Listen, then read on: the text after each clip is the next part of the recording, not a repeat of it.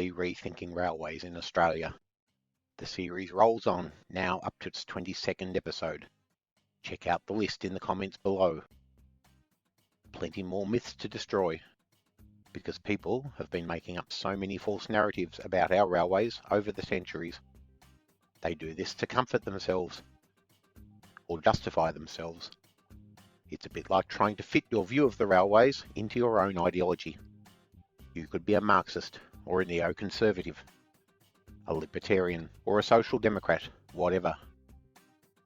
And your view of what railways are for and how they should work likely fits your overall worldview. In our episode 17, Short Memory, we saw how people tend to blame their most hated politicians for things about the railways they don't like, even when it so happens it wasn't actually that politician's fault. In our episode, Those Were the Days, my friends, we looked at rail enthusiasts, transport advocates, and others, romanticising the past, the good old days that actually weren't very good. And this view of the railways often fits into that person's wider worldview, a past where people were nicer, life was slower, and you could get a decent meat pie. Those people imagine that the railways of Patsy Adams Smith, giant socialist conglomerates with tens of thousands of staff, and many of those blue collar, were better than the railways of today. We recall that these same railways were like this in the USA or the UK, except chances are that enterprise was private. So the fond memories of this socialistic enterprise might be because it was actually socialistic. Or was it because they imagined it was? Today's false narrative that permeates Australian rail folklore is that government is good and private ownership is bad. As we will see, reality is a lot more complex, and the number of data points on both sides is large and ambiguous. In truth, we will see the narrative says more about the people telling it than it does about the railways themselves. So how did government and private ownership start? And how did people decide what it should be? Private ownership of our main systems was there at the start, in the 1850s. Though very quickly, for a range of reasons, the systems largely ended up public. Those private ventures, such as the Sydney Railway Company, the Geelong Railway, or Essendon Railway, found themselves short of liquidity, which modern observers might reason was probably a short-term thing, and could have been traded out of, if rescue investors could have been found. Rescue investors were in fact found, in a way, but they were the government. Private ownership nonetheless continued in a big way. Mainly companies associated with the mining industry, the likes of the Emu Bay Company of Tasmania, the Silverton Company in New South Wales, or the lines of the South Maitland system near Newcastle, to name but a few. And this continued as the mining industry evolved into the mines of the Pilbara. Some other lines were associated with heavy industry like steelmaking in Newcastle or Wollongong. We had an agricultural development railway in the form of a Midland Railway of Western Australia, and the vast sugar networks of Queensland, and previously in New South Wales. Giant forestry networks. Most were rudimentary, but some quite sophisticated, like the large network in southwestern Western Australia, including the company that became Bunnings, we all know from our local hardware store. And finally, we did have dedicated passenger operators on certain tramways around the place, but it never really stopped, with the 1980s creation of the new ski tube line, and proposals for high-speed rail, which we looked at in our episode 11, It's High Time. So, much as we imagine the systems were the province of government agencies, it wasn't all that, but the public systems were very large enterprises. In each state, they were among the largest employers in that state.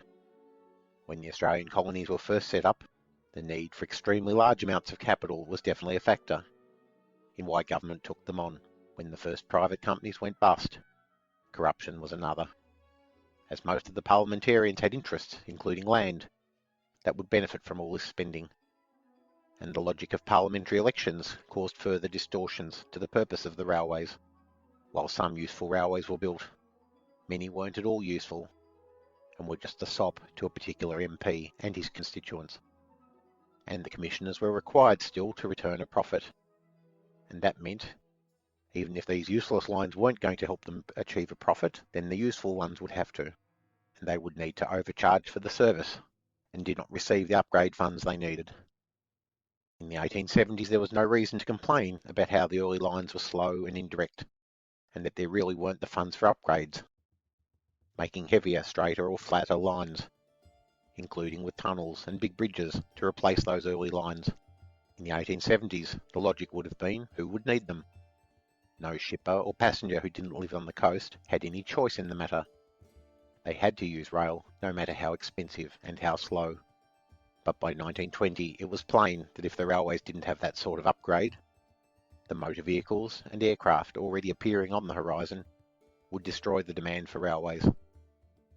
In our episode 8, Who Blamed Roger Rabbit, we argued that it wasn't the road lobby who destroyed the railways from 1920, but instead it was the railways not spending the money on better and cheaper services to match that competition. And much of that was a Treasury capital strike. If your ideology takes you to Ayn Rand and Atlas Shrugged, you'll know what a capital strike is, though she imagined it involved private capitalists. But our treasuries embarked on a capital strike from about the 1920s. You will hear the collective wisdom, or lack of it, that it was the Depression and the war that caused the capital strike, but it wasn't. We will do a future episode on that. It was a capital strike.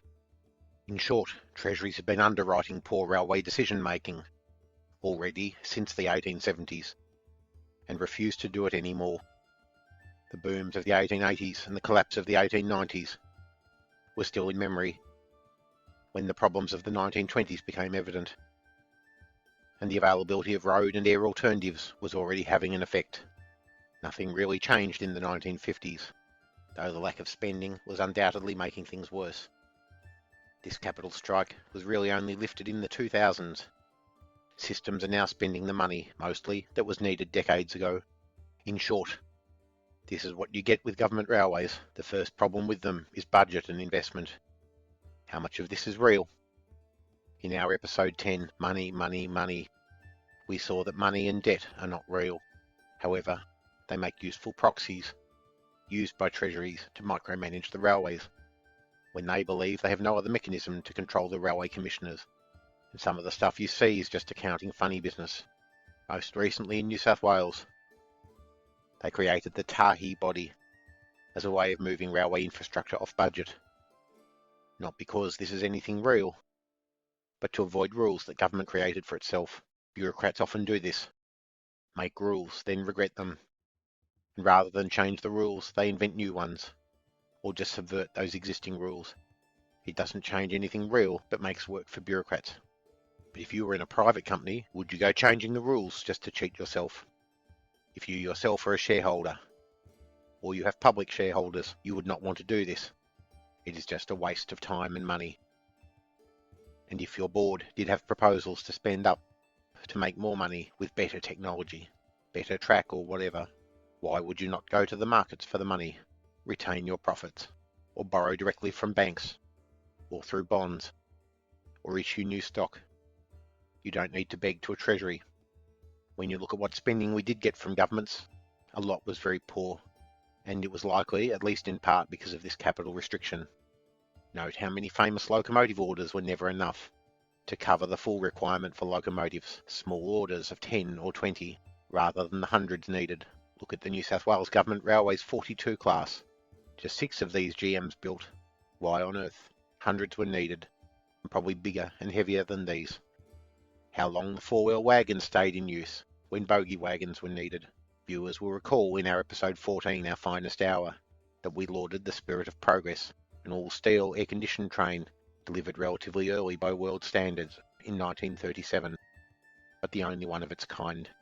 Again, dozens were needed, not one, and should have replaced all those remaining loco-hauled trains with their substandard engines and old wooden cars. But again, no, they wasted public time and money keeping old trains, when the public was rightly moving on to faster, more comfortable transport where they could. The outdated signalling or safe working kept hundreds in jobs, but cost us money, and projects to fix them with centralised traffic control or other technologies were never complete. New South Wales was notorious for this. picking an arbitrary length of line to re-signal, but never doing the full network. Centralised traffic control was implemented between Talara and Casino, but not to Acacia Ridge in Brisbane, the last 10% of the journey. This was likely a bureaucratic thing, rather than a real limitation. So far, you might be thinking your mad professor is against government ownership. Far from it.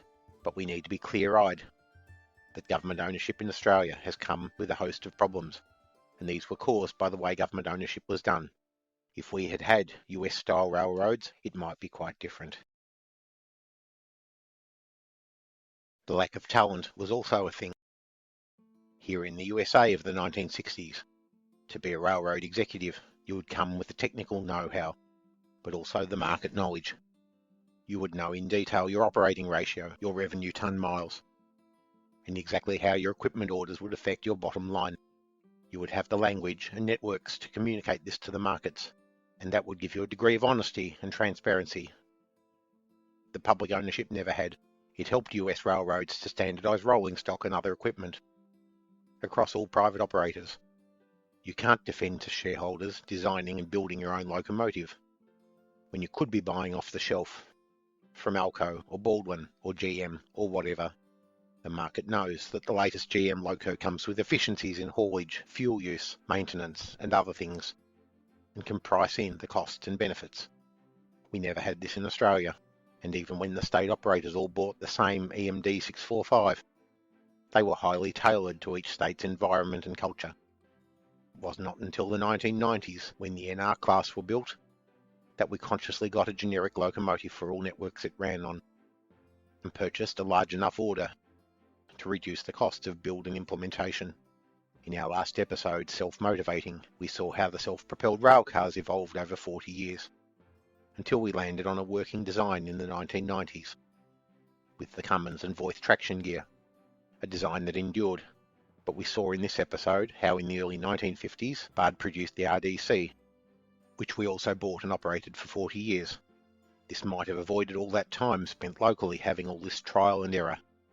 We could have had a working car from the start, provided by a private company to the private market in the USA or Canada, but also operated by an Australian government operator. But this operator, the Commonwealth Railways, unlike the state operators, didn't have writing instructions from their government or treasury to keep local manufacturers or employees in business. And clearly the Commonwealth had the funds for the 3 cars ordered, but could have ordered hundreds if we had had a courageous bureaucratic class who hadn't imposed a capital strike. Now the USA did suffer from its private railroads, though not with the major freight operations. In the world of passenger traffic, the US states relied for far too long on private companies running and later abandoning their commuter operations as well as their rural services. Our bureaucracies have been poorly staffed. They have relied on generalist government bureaucrats in the ministries, with no background in rail specifically, nor transport more widely, nor even other disciplines that could at least have developed related skills, like specialist agricultural knowledge, industry or mining knowledge, or even tourism, where that knowledge might have rubbed off in a positive way. Nor has there been any passion. English-speaking countries have always had a real problem with that, right back to the Victorian era. Government bureaucrats knew the best way to advancement was to quote the French politician Talleyrand with his "surtout pas trop de zèle," in other words, above all, don't show any enthusiasm, feign disinterest in the topic, and detachment from your inevitable failure. Very different from the private sector. No CEO could show such a lack of interest in their numbers. Their bonus and advancement depended on it. Eventually, when the inefficiency and the size of the railways in the 1970s and 80s no longer resembled how little traffic they were actually carrying, these organisations went through 3 types of change, and these are not the same thing, no matter how rail enthusiasts try to conflate them. The first is competitive neutrality. This might mean allowing private operators onto a government network. We will look more at that later in this episode. The second is privatisation, and we'll cover this too. And coming in third, we will also look at contracting out. This means the operation is fundamentally still a government one, but might be delivered by a private company. Melbourne's suburban railways and Sydney Metro are good examples of that. Was any of this inevitable? No, of course it wasn't. This channel's mantra is we always have the choice, whether as decision makers, the service user, or the voter. The main problem is what constrains your choice. And that means the decision makers who are misleading the voters and service users, reducing their choices. Let's skip through time and space to Thatcher's Britain in 1990. Just like we saw in our episode 17, Short Memory, many rail enthusiasts and commentators think Thatcher privatised the UK railways. She didn't. Privatisation was one of her signature policies, though your mad professor would argue her bigger signature policy was fighting unions. But she didn't privatise the railways in her 12 years in the job, which tells you what she really thought. She had the strength of character to fight those Treasury bureaucrats and their fantasies. It was her successor, John Major, who was weak and gave in to the Treasury, and has come to believe he was misled by them. Britain, of course, had a long history of private ownership, and when the whole shebang started losing money after World War I, the railways were rescued by grouping hundreds of operators into 4 large national networks, separated by their geographic reach: west, northwest, northeast, and south. It was hoped by creating 4 companies you would get both economies of scale, but also a united front in the capital markets, as these companies could manage the capital flows required on this scale, where small local lines never could. That lasted till the Second World War, and amid the carnage and ruin, but also the likelihood that road and air would pick up rail traffic, Labour committed to nationalise the railways into one body, because of their ideology, but also their reluctance to pump government money, which must surely be needed in any event, into private companies. So BR was created. Sadly, they did not abolish the regional distinctions, so the nationalised operator still retained the silly distinctions that existed before the war, each region ordering its own locomotives and doing things its way, but also, within each region, mixing freight, commuter, intercity, and small rural services together. We saw in episode 19, Dr. Beeching, I presume. Beeching has been maligned for trying to chop out both fat and muscle, and what people have lost from the narrative is that Beeching had been hoping to build a German-style fast, efficient intercity railway. In one sense, despite their lack of investment, they got one in the mid-1970s, fortuitously, when BR designers happened upon a 200 km/h diesel-hauled fixed consist for passengers, called the Intercity 125, which gave them the speed Beeching had hoped for, without any real financial call on government. And that brings us to Thatcher. She obviously believed, by her deeds if not by her words, in a government-owned rail system. She was an evil and divisive character, but let's not misunderstand what she did for rail. BR had been able to recover its standing with intercity travellers after a poor start in the 1950s and 60s, with air and motorway competition. Then rural railways were kept going, and key lines, like the Scottish Highlands lines and the Settle and Carlisle line, always at risk of closure, were put firmly into a trajectory where they would be kept. The freight operator was corporatised and given a narrow focus on profitable bulk freights. Provincial cities had control of their own local services, and that left London and the South East, where Thatcher brought in something truly profound, combining all the lines from all the BR regions into a network southeast, where commuter services, covering the core London metropolis, but also the regional towns and cities around London, where lots of people commuted to London, all into one operator. It was a profoundly excellent idea, and made possible changes we see now even in our time, like the Thameslink or Elizabeth Line crosstown operations. When Major got in and was brainwashed by Treasury, we discovered something we didn't know about passenger railways under BR. Privatisation had been a disaster. Recently, it has all but been undone, but it turned out that railways had been sitting on a goldmine. Passengers who hadn't got what they wanted, but would pay to get it. Premium intercity passengers, who were themselves prepared to pay a lot more than they had been for a better service, or their employers would pay on their behalf. One disastrous aspect of privatisation has been the ridiculous cost of long-distance travel in the UK compared with peers in mainland Europe, or with flying. But your mad professor has no issue with charging premium passengers who might want meals, high speed, or wide chairs, whatever such passengers are prepared to pay. But you do need a basic service at a basic fare for all. Privatisation has also resulted in large numbers of deaths in crashes. though this is as much because the owners threw out all the corporate knowledge of how to keep the railways in good repair, sacking their engineers and specialists and filling their ranks with soft and fluffy types. Anyway, it is all coming to an end. Scotland has all but abandoned private involvement. Northern Ireland never had it. And the regional English and Welsh railways seem to be abandoning the private experiment. And Australia, sadly, still looks to the UK, and many of our bureaucrats and consultants have been influenced by it, though these people often miss the good bits and bring us the bad.